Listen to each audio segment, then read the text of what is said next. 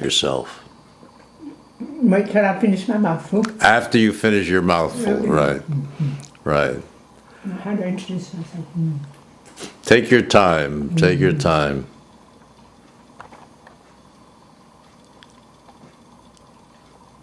And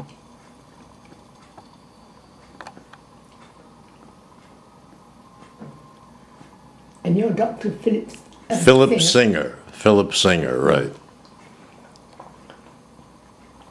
This is great to have Dr. Philip Singer here.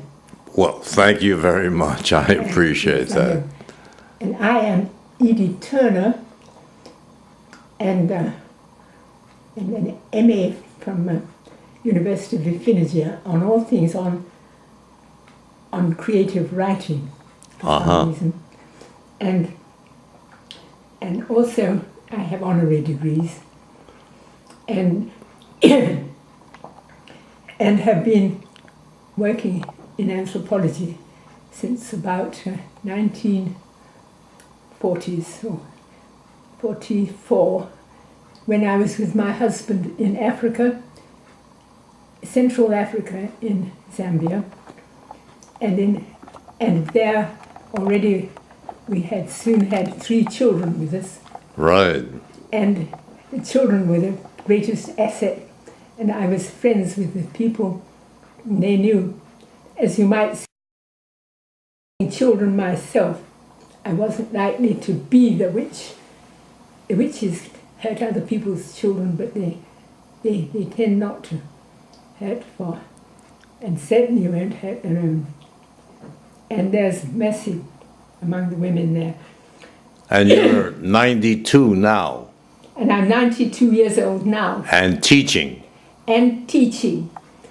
And I feel I sort of got away with it somehow or other. Nobody's noticed that I've gone on teaching, and I just do it, and I keep on having the students wanting to come. And too many in the class, and I read their letters, and then I can't resist, and they come from, of all places, Vietnam or South Korea, and they have strange names, and they look very, very Eastern, and I think they're going to be very interesting, and they all are, and they're all sharp as buttons, these students, and they're working hard. And I asked, you'll never believe, one student who's an architecture student, architecture and zoning into city zoning. And I thought to myself, do you have to zone cities according to what type of people are going to live in there? And I thought, I don't really like zoning very much. It smacks of Fahrenheit 434. Well, I remember that, right. Yes, you see, and he's recently died, Ray Bradbury. Oh, that's right, that's right. I didn't mention this to the young man. No. So I said, you're very ambitious. I like that. Right. Go for it too, you see. Right. See what happens in my class. And I didn't think, what the dickens are you doing in my class? Really? You see? So... Yeah, and last night. Yes, go on. No, so you know why I'm here. I'm here. Yes. The title that I said, I wrote to you in my email, was The Final Participant Observation. Aha, yes. Cultural anthropologists confront their own aging and their own last chapter of life. Absolutely. Right. I have no other agenda whatsoever than just that. Right. And I know that you were very concerned. You have written and spoken about the importance not just of studying the other, but of being the other. That's right, the practitioner. And right now, you are the other. Yes, and I'm a practitioner because I practice being 92. Right. And I can't help it. So, how has anthropology influenced, or has it influenced, how you think about getting old and dying. How is anthropology? I have, from anthropology, gotten a great love and hope for their curiosity and and for their quite thorough investigation of its own field, its own. They're always taking up and noticing other people's interesting, critical, and different both opinions and type of field work. And one of the things I love most about all anthropology, and present anthropology, is trying to keep to the great thing of doing actual field work, to be there in the field personally. Now there's this problem about mutual, or what you might call computer-wise field work. Is this right? Right. And at the department here of anthropology, they were trying to be persuaded to take up computer classes on a huge scale, and not have the students there physically, you see. And every one of the members of the department signed in a protest they weren't going to do that. So I'm very proud of them. That's the sort of thing that comes out now. All right, so at this point Yes. in your career and Yes. your life, Yes. as in mine, Yes. you are confronting the cultural reality of getting old Yes. and facing the Yes. inevitable of death. Oh, quite so. How are you dealing with that as Edith Turner, Yes. anthropologist? I think probably I'll just flicker out and have a fond remembrance of Edith, and that'd be quite nice. On the other hand, I might be sort of cavorting around in the fields of heaven, like Ibn Alexander's just written that popular book called A Proof of Heaven. I met this guy too, and I went to his talk and backed him up. People do have experiences of this, and I'm not sure that every 100% deserves them or anything. I'm not quite sure all about that matter, but I think rather like Hildegard Bingen, everyone gets it nice in the end. Talk to me a little bit about what you think about death. Fine. Meaning? Oh yes, that's right. Okay. I wouldn't like it to be slow, but I don't mind it at all. I think it's possibly very interesting, and the worst of it is maybe hard on people, and they'll be crying around or something. And Which they just wouldn't. do you see death as the end of life?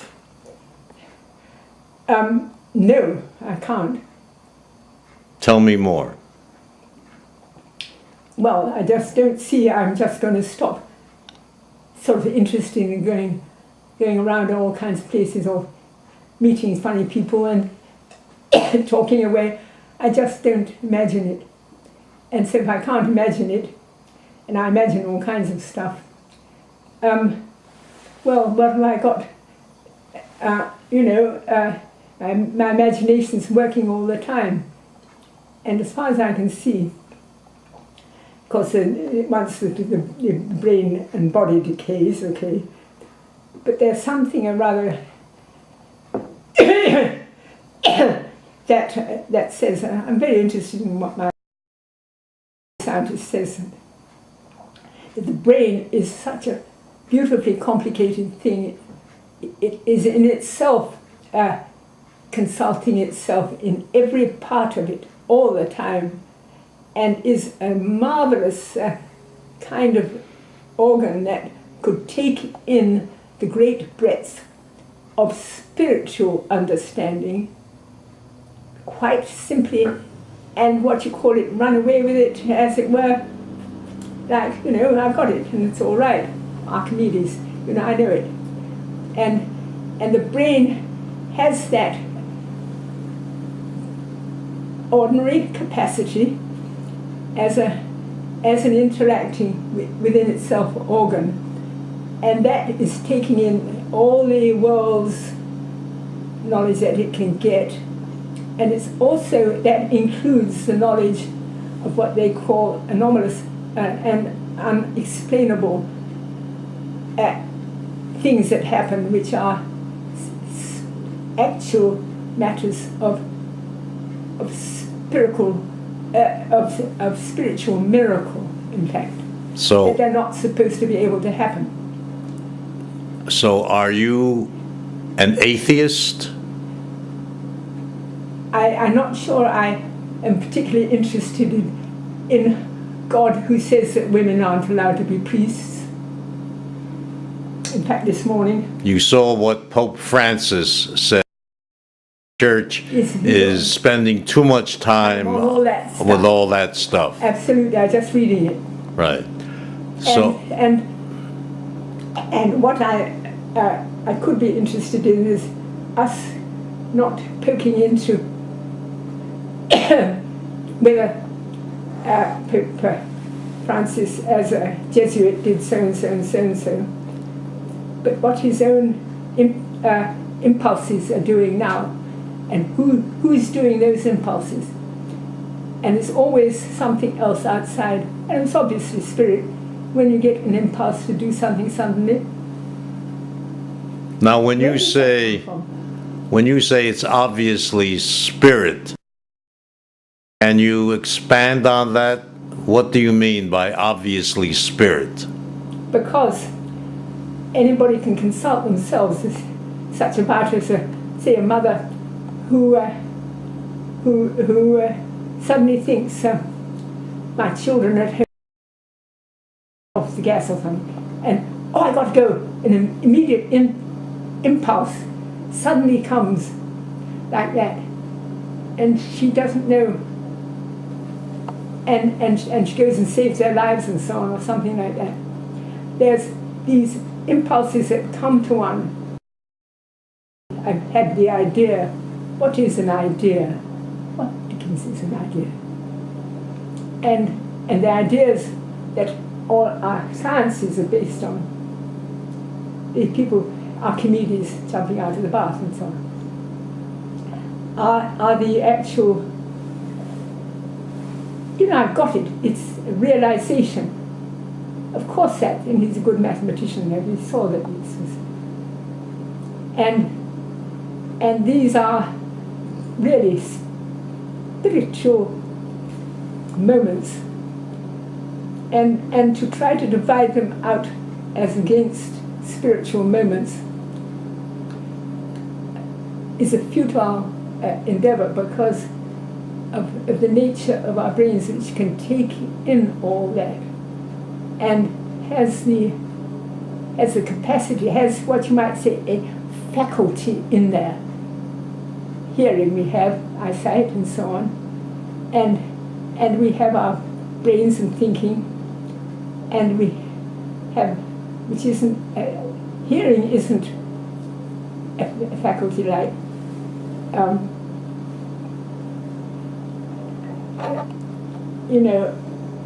that the power of thought and ideas are more like a true faculty of any living or ancient or beings we know,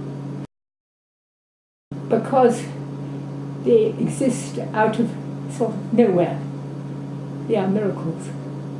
So, in your work in field anthropology, yes, have you encountered spirits? Yes, I think you heard the story how I was in Africa second time after my husband died. My friend John Clovis that live in Charlottesville here, and he went with me to Africa. And so we were in this ritual to cure a woman of heart, not just pains in her body, and troubles, and possibly the dwelling in her of an old ancestor who wanted to get back to her and give her a mean time as a punishment for her ancestors' apparent wrongdoing, which is a rather nasty, far-fetched kind of resentment, isn't it? Anyway, they had the ritual to cure, a beautiful ritual, and it's in Experiencing Ritual, my book that I wrote. Right, right. And then at the climax, when we tried hard in a way in our singing and our kind of what you might call faith, as it were, our own going along with the let's have it, we're all willing, we're all for it, you know, and singing very beautifully and so on. And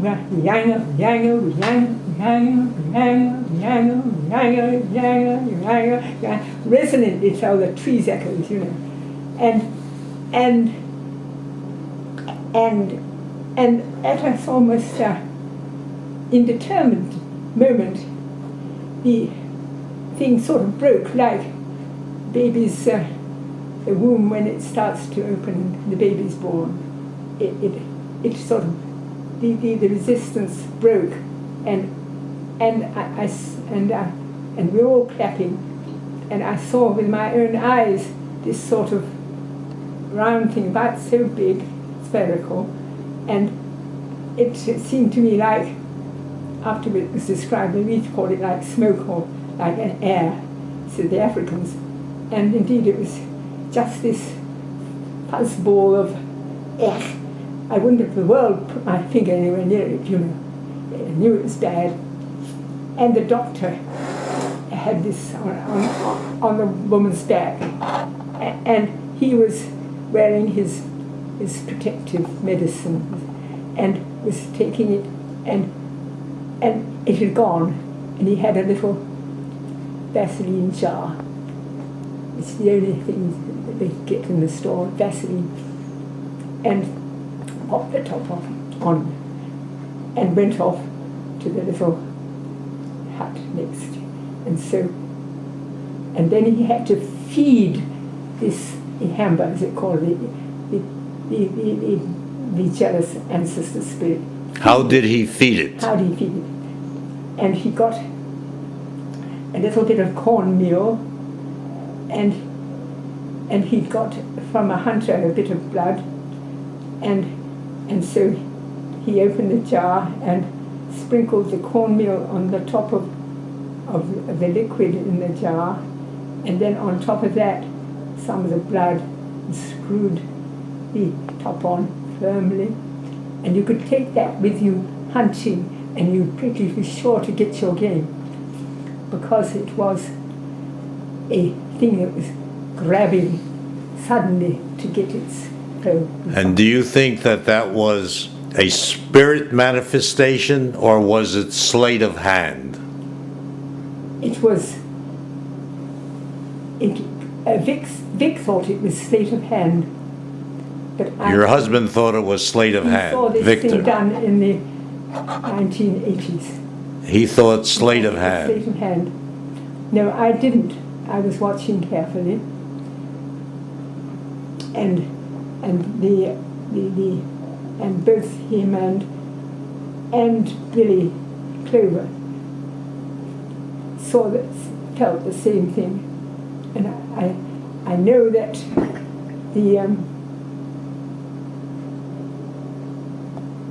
that evil had passed. It's a thing, you know.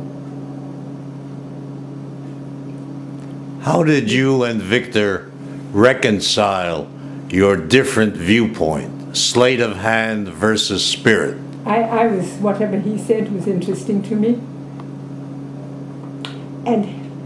And yes, he put that in his earlier lectures on Ihamba. And he admired the medicine men for their very great understanding of the crowd and the people. Yet he himself became a Catholic after having done all his social science work. He became a Catholic. He converted to Catholicism. That's right. From what was he before? He was a academic. What was his religion? He's brought up in I think the Presbyterians, and he hadn't gone to church for donkey's years. So why do you think he converted to Catholicism? I think it was because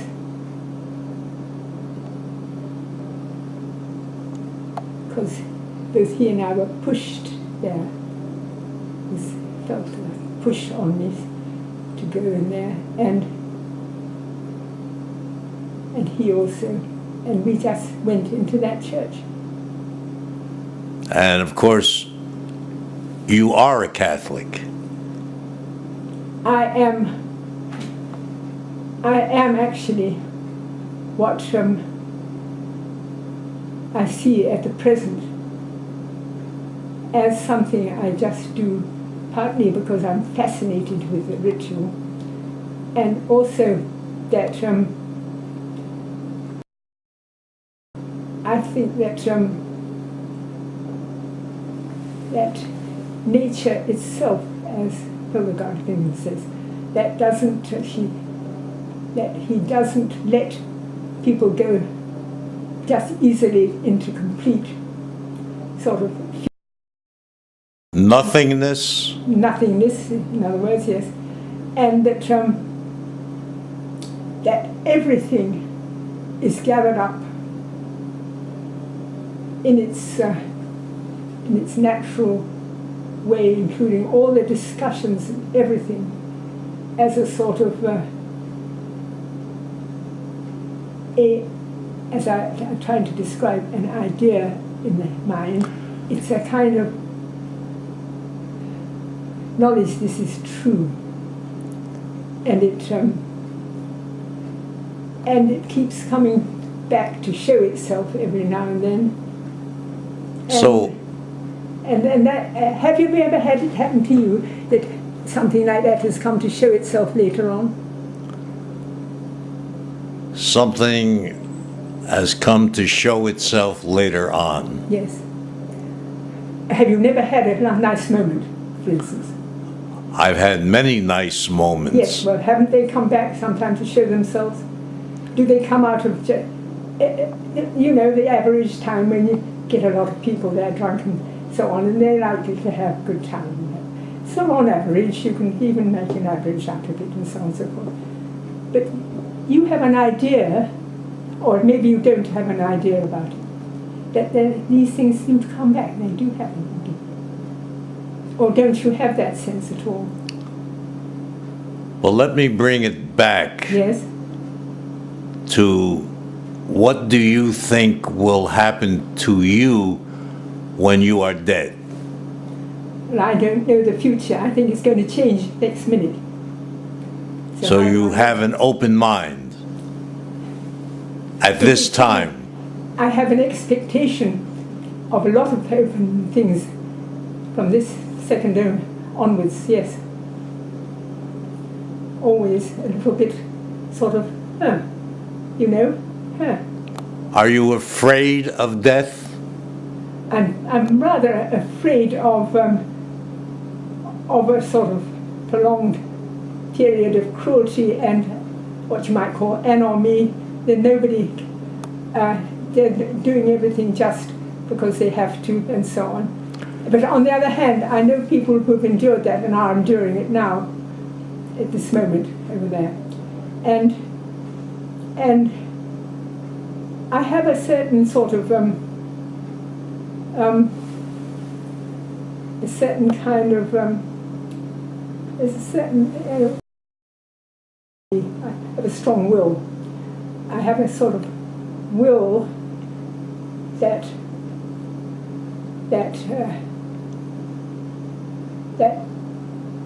with all the silly fuss or bad bother there might be, or if I can imagine parts of my family all quarreling, they used to quarrel, they're not doing it now,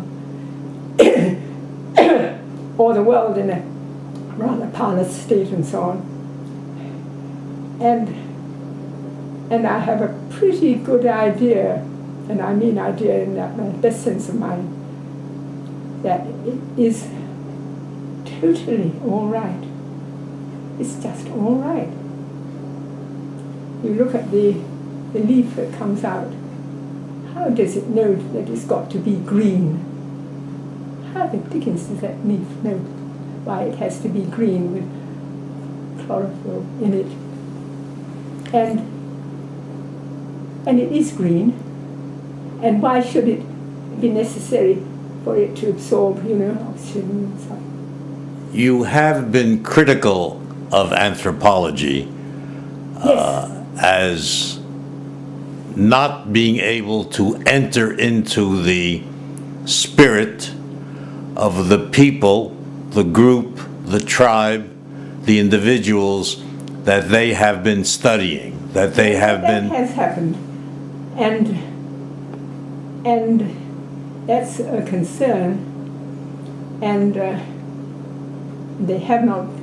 Just the other day, I was at a department gathering. Don't go to them often. And there was a man called Merkel, Larry Merkel, a psychiatrist in UVA hospital. I know him a little. And he had been up in them there hills, West Virginia, where there are villages who have some rather kind of their own type of Baptists, which are just their own particular style, and he understood there were people that need psychiatric help there, and so he went there, and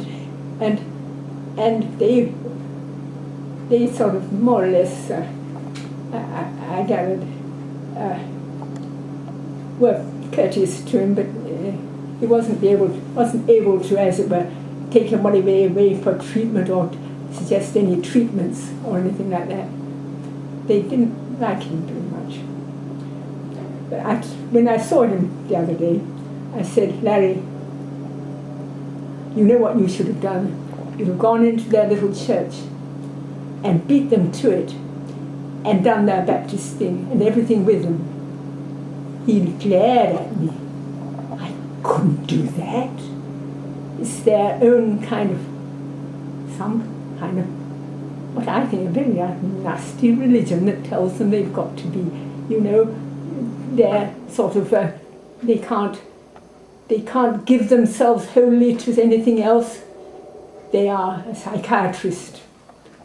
Anyway, I've still got hopes for Larry.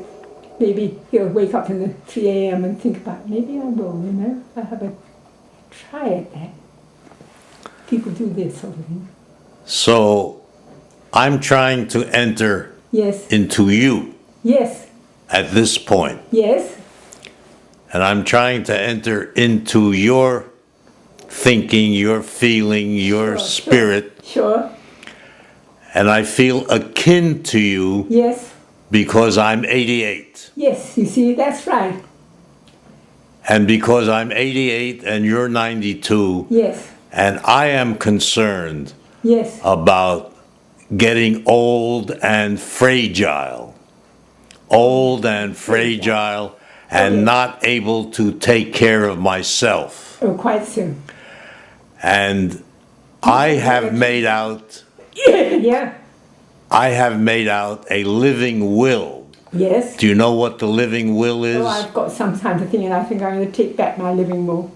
Take it back because... I think there was some doctor's things, do not revive or something like that. I'm not sure about that. How do you feel about revival?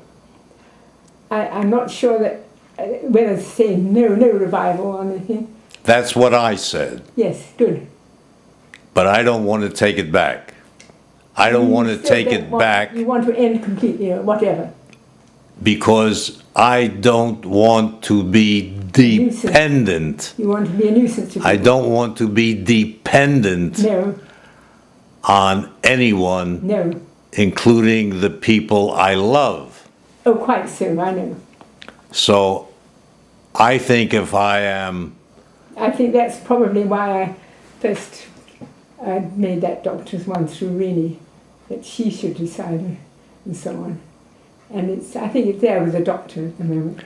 So do you want to have intervention if you are not able to eat and they put a tube down your mouth? Would you approve of that, feeding by a tube? I don't know, of course. And they want to play all sorts of games of theirs, and it pleases them. Even they get a great kick out of their methods. Even if they think, yes, well, your vital organs are too weak, yes, we can keep you alive, yes, by intervening with a feeding tube, by putting an oxygen mask on you. Quite so. Are you prepared to accept those things? Well, I'm very fascinated about people who think of all that stuff. And they have my interest in their thinking. They have an interest. I'm interested in their thinking. And but their thinking... and whether they do it or not, they'll probably do what they want in the end. That's up to you. I'm not sure if I have got a legal presence when I've got a tube in my mouth or something. I have no idea, all the laws about this. That's why there is what they call a health care proxy. You give to somebody else, children or friend or anyone. I have no idea. I'm not in the present mood to go and find a proxy and all that. Excuse me, bullshit about it. Yes. Bullshit. Quite so. Right. And it's bullshit because... Why is it bullshit? Because it's just another lot of fussing. On me and on you. You can do what you like. Go ahead and try everything if you feel like keeping somebody alive. Have your experiments and all the rest of it. And have a good time, fellas. On me. On you, or with you personally, dear Philip. Do they call you Phil? Right. Oh, thank goodness, Phil. Yes, that's right.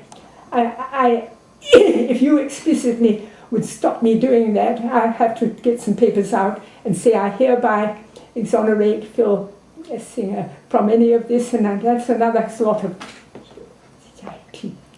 Let's go back to your experience in anthropology.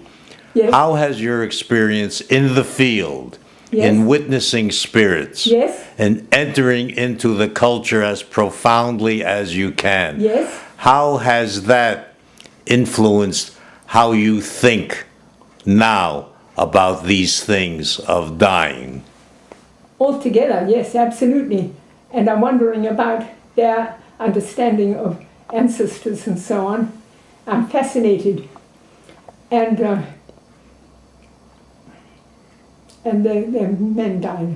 man died of tuberculosis and so on there. And I know all the people felt as I did. Sorry for the dear poor old man. He was totally weak, had TB, died of it in front of us, and so on. There is a dear and sad sense going around. I love to see that sympathy. I just love it. Their sympathy itself. Of course, all the causes and everything else, which is the same old, yes. BS. Yes. Now, you said, yes, in some of your writings, or an interview with Montero, yes, I believe, that you enjoy the Catholic ritual, and you... With who? Montero. Montero, he did a long interview with you. Montero, who is that? Roy Montero. Anyway, it was a long interview with you. What is it called? Have you got any name or anything on that? I don't remember it now. I will look it up. How long ago? About 10 years? Or About 10 years. Years. About 10 years. 10 years ago. In which you said you enjoy the Catholic ritual and you take communion. Yes, I do take communion. I enjoy it, yes. Now, when you take communion, do you take it in the belief that it is truly transubstantiation, that it is truly the flesh and the blood of Jesus? Yes, all that. You believe that? Yes. And I know.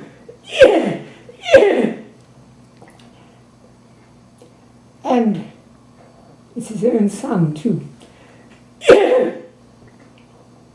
And this whole thing is in process itself. And those moments, and that moment and all the rest are part of the actual process of the divinity and the whole of the creation. Creation is going on at this moment and so on. And how can it help it? It's how it's, in a way, set up for that. It's extraordinary action. So you're not, or are you, or no, let me phrase, Yeah. how do you feel Yes. about becoming disabled, unable to feed yourself, unable to go... So be it, so be it. If they can't afford it, then I don't know what they do actually, but whatever they do, okay, they do. Do they? It's not hospice or anything. I don't know. You tell me what they do. Well, You're pinned down. You've got diapers on and everything, right? And you can't move a limb, and they're pouring stuff into you to keep you alive. And so you know all about that. I mean, you've told me about it. Right. And okay, if they want to do that sort of thing, let them do that stuff. That's in how time goes on. And that's okay with you because it's okay that they can do that to you. Why? Because you think that there's something new that will go on, that you will discover? Why is it okay for them to do that to you? Well, that's quite a good thing, as you just said. They are going to go on and discover new things, and let them do it.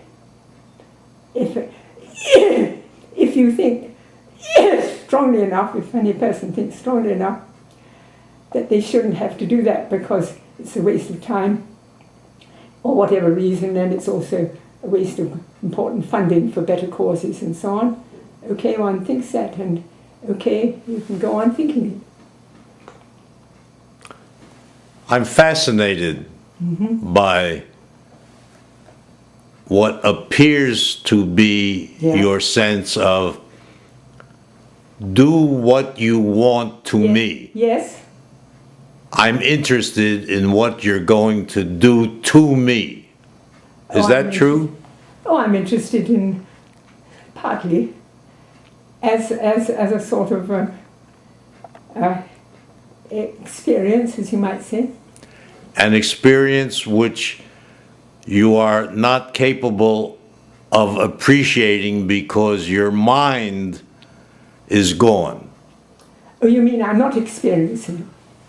Well, if experiencing means you have to have an intact mind, and your situation is that your mind is not intact, but your organs are continuing to function. So you don't think that this thing about the mind and the brain is able to get a faculty for spiritual things? I don't know. You see, and I don't know anything for certain like that. But this is there is that, as might say, a kind of premise that possibly it is the case, possibly it isn't. But I have a sense that there's lots of cases possible. And you're willing to go on. I want to do, as long as there's the least bullshit as possible, that's all. So what constitutes bullshit? Fuss, and people all, oh God, what are we going to do? Oh, yes, we haven't got enough money. Oh, it's all so sad. It's so terribly sad and so on. And she wouldn't have liked it, or she would have liked it. We don't know, of course, and she's a very difficult character. We know that you better leave her alone. And I think they'd better leave me alone where I am, they just better just go around their business quietly the way they want. That's what I think. Yes. All right. Do you want to come and meet? Come in. Phil Singer, is that right? Right. Hi. Who's? Come in. Yeah. Rose Bowman, my granddaughter. Oh. Oh, could you run and get her? Yeah. Is she living with you? Yes, down in the basement.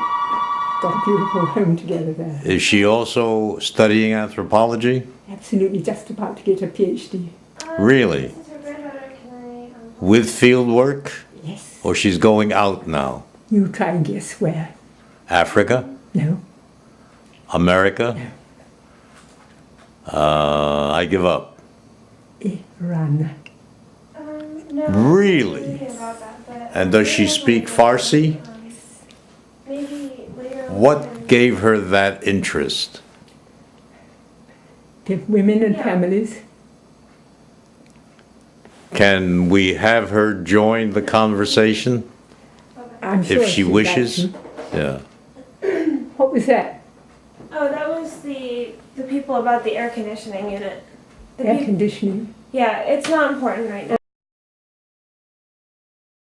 I understand. I understand that you're getting your PhD in anthropology. Yeah. Would you just sit alongside your What- grandmother? Who are you?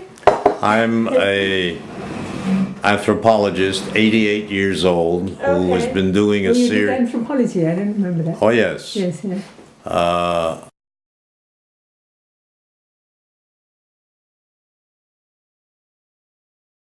Just those at age, and Okay. To get out there. I'm going to stop this for a moment because Yeah. it's got. She can't actually, stop those things. She's living in a body that's maybe older, but her spirit is just fundamentally young, and she wants, with all her vigor and human capacity, to be and do everything that she can still every moment. It's kind of in a war between her desire to go out and just take over, just run around and talk to people and meet all kinds of different people, and her slowing down of her actual body to do that. So I Now think, you've done that too. and now she's literally she literally has lost a hand, but it'll come back. Right. So she's alive. She's more alive than most people. In your contact with your peer group, Yeah. younger anthropologists getting their PhD, do you find they have that sense of adventure that we're talking about? I do. I think going, it's something that motivates people in anthropology. I mean, why else would you go to a field where you're going to have to go somewhere for a long period of time, somewhere new,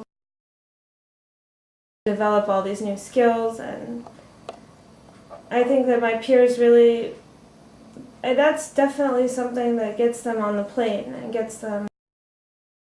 They become old. It still exists in us. Like we Phil himself is old, you see. I mean, I'm 88, 30, and we still want adventure. Do you personally get adventure now? By being interested in people like Edie. Yeah. Right.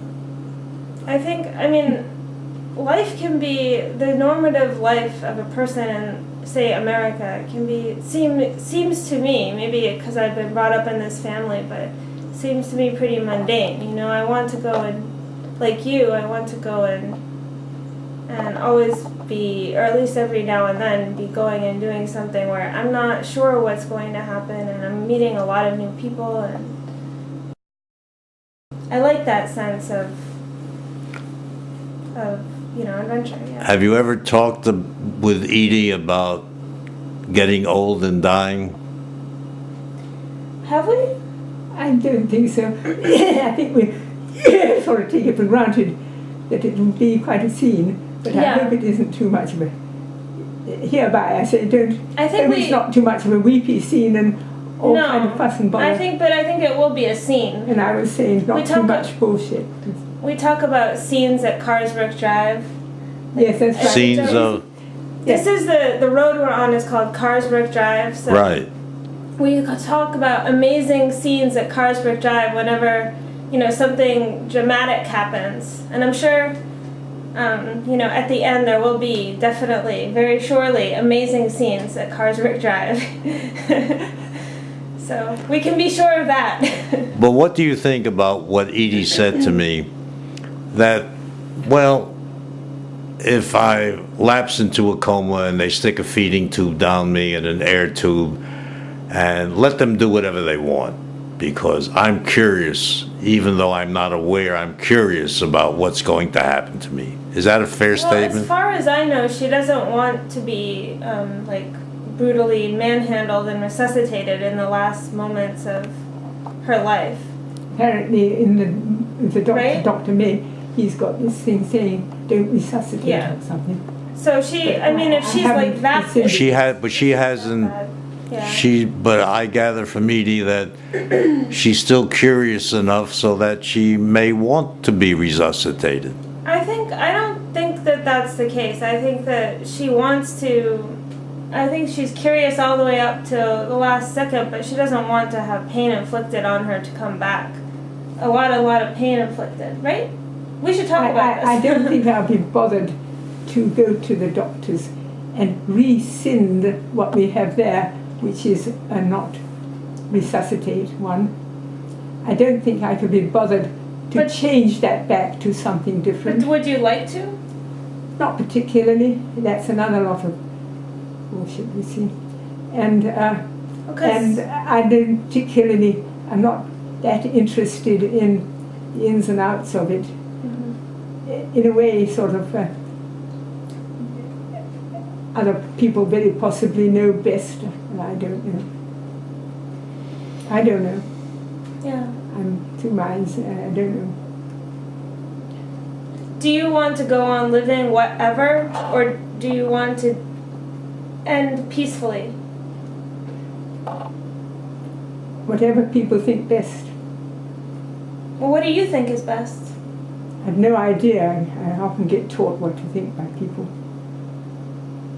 Well, we all have to talk about it. Just go on talking and talking. I think some of this stuff sometimes is a hard issue for us because she wants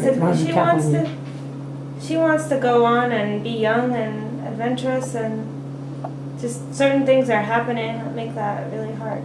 So it's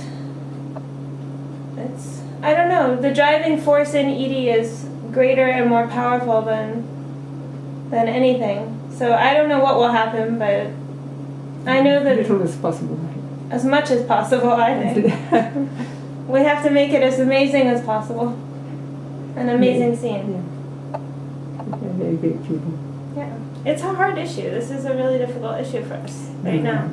And I was interested, how does anthropology influence how we think about that? Yeah. Well, I read a book, an ethnography on hospitals and hospices, and that's influenced how I think about it. Oh, good. What is that? It talked about end-of-life care, and some anthropologists had actually researched. Do you remember who it was? I probably have it downstairs. What was the conclusion? Well, the conclusion was that, it makes a lot more sense to not aggravate someone in the end in a hospital setting where you could potentially just know that they're dying, accept that. People have to come to accept death. One of the conclusions was that people in the United States don't really accept death.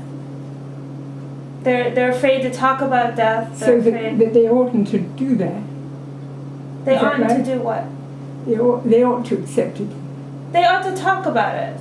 Oh, they ought to talk about And it. accept it as a part of life and talk about what's going to yes, happen. that's right, that's all. They Yeah. ought to talk about it. Yeah. That's the right conclusion, yes. In my interviews with anthropologists, the prevailing attitude seems to be, when it comes, I'll face it. Yeah. I don't need to Yeah. talk about it or think about it. Yeah. When it comes, just like when I go into the field, whatever comes, comes, and I'll face it. Yeah. And if death in its various forms comes, I'll face it at that time. I don't have to think about it. Yeah. It's another form of participant observation. Yeah. I like that. Don't you? I too. That's what I call being juvenile and adolescent. Yeah. Yeah. Well, Anyway. I thank you very much for coming in, joining in, Yeah, and no problem.